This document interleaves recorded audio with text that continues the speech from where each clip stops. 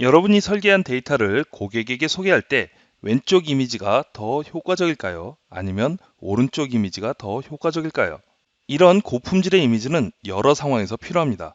예를 들어 브로셔를 제작할 때, 고객에게 프레젠테이션 할 때, 홈페이지에 이미지를 삽입하거나 전시회에 참여하는 것이 그 예이죠. 보통 고품질의 이미지를 만드는 것은 굉장히 힘든 작업입니다. 그래서 설계 데이터를 이용해서 이미지를 바로 생성하는 방법을 사용하곤 하죠. 오늘 보여드릴 X 스튜디오가 그 좋은 예입니다.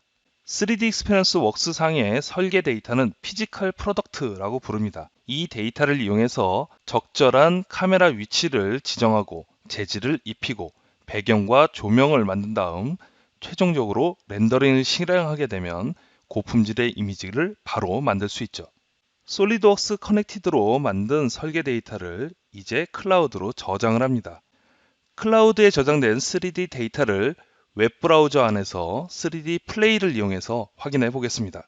다음 탭을 전환해서 이제 오늘 소개시켜 드릴 핵심인 X 스튜디오에서 이 데이터를 그대로 열어보도록 하죠. 간단한 검색을 통해서 데이터를 확인하고 이 데이터를 X 스튜디오 안에 드래그 앤 드롭을 하게 되면 솔리드웍스에서 만들어진 데이터가 X 스튜디오 안으로 그대로 들어오게 됩니다. 가장 먼저 할 일은 여기 흰색 모델링에 재질을 입혀서 좀 더 실제와 같이 표현해 보도록 하겠습니다. 모델을 불러왔던 것과 유사하게 내가 원하는 재질을 선택하고 그 재질을 드래그 앤 드롭해서 X 스튜디오 안으로 로드하게 됩니다. 당연히 재질이 잘 들어왔네요. 내가 원하는 여러 가지 재질을 로드했다라고 가정하죠. 이 재질을 입힐 파트를 선택하는데 파트 혹은 어셈블리 단위로 다양하게 선택 가능합니다. 필요한 요소가 선택된 상태에서 재질에서 드래그 앤 드롭을 하게 되면 지금처럼 매터리얼이 입혀지게 됩니다. 그러면 재질 아이콘이 회색에서 파란색으로 변경되어 이 재질이 실제로 활용되었다라는 것을 표시해 주죠. 이렇게 파트 단위로 선택해서 드래그 앤 드롭을 하게 되면 모두 재질을 입힐 수 있습니다. 하지만 여기에는 너무나 많은 수의 스크류가 활용되고 있습니다. 이럴 때는 하나씩 지정하는 것이 아니라 모델 트리에 가서 최상위 어셈블리 밑에 서브 어셈블리를 선택한 후에 그 상태에서 재질을 입히게 되면 서브 어셈블리 단위로도 재질을 입힐 수 있습니다. 저는 열심히 렌더링 이미지를 만들고 있는데 또 다른 한편에서는 솔리드웍스를 이용해서 설계 데이터가 변경되고 있습니다. 하지만 이 상황을 크게 걱정할 필요는 없습니다. 솔리드웍스에서 변경된 데이터가 저장이 되면 이 X 스튜디오에 있는 데이터 역시도 거의 실시간으로 업데이트되기 때문입니다. 이제 좀 밋밋한 배경 화면을 바꿔보겠습니다.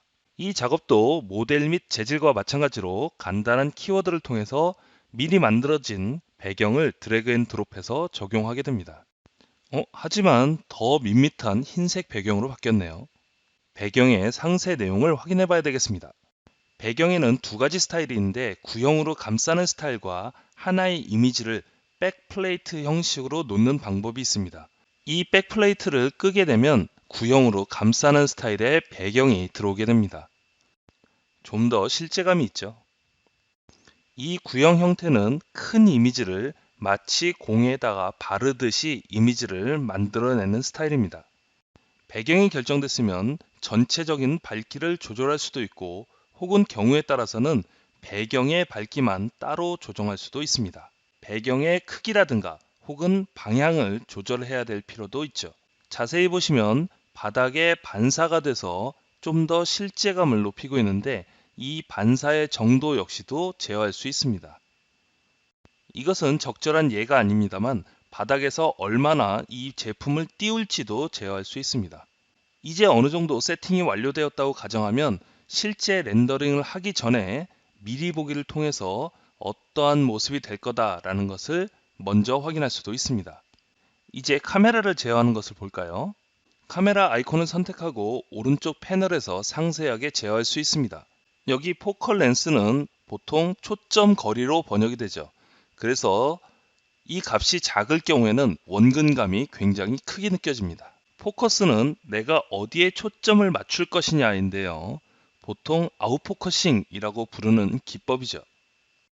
자, 이제 렌더링을 돌려보도록 하겠습니다. 여기에는 어떤 형식으로 할 것인지, 얼마나 높은 품질로 할 것인지, 얼마나 큰 해상도로 할 것인지에 대한 정보가 나와 있죠. 여기서 잠깐 저는 클라우드 컴퓨팅이라는 것을 소개시켜 드리고자 하는데요. 이미지를 만들어내는 렌더링은 컴퓨터 입장에서는 굉장히 많은 계산을 처리하는 과정입니다.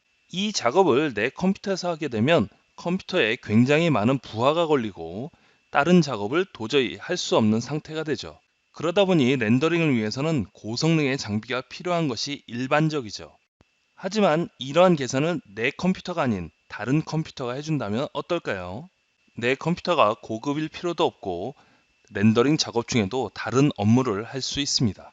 클라우드 너머의 고성능 컴퓨터는 사용한 만큼만 비용을 지불하면 되는 것이죠. 이 X스튜디오에 바로 클라우드 컴퓨팅 기능이 내장되어 있습니다. 다시 돌아와서 잡 모니터를 보겠습니다. 클라우드 컴퓨팅을 활용해서 여러 렌더링 작업했던 결과물을 확인할 수 있습니다. 지금 작업 중인 렌더링은 프로세싱 퍼센트가 조금씩 올라가는 것을 보실 수 있죠. 작업이 완료되면 그 이미지를 바로 다운로드 받을 수 있습니다. 다 같이 결과물을 좀 보실까요?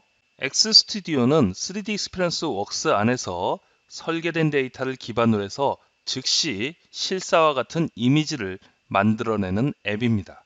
여러분도 앞으로 이런 이미지가 필요할 때 X스튜디오를 활용하여 내부에서 직접 제작함으로써 비용도 절감하고 데이터에 대한 보안도 유지하시기 바라겠습니다.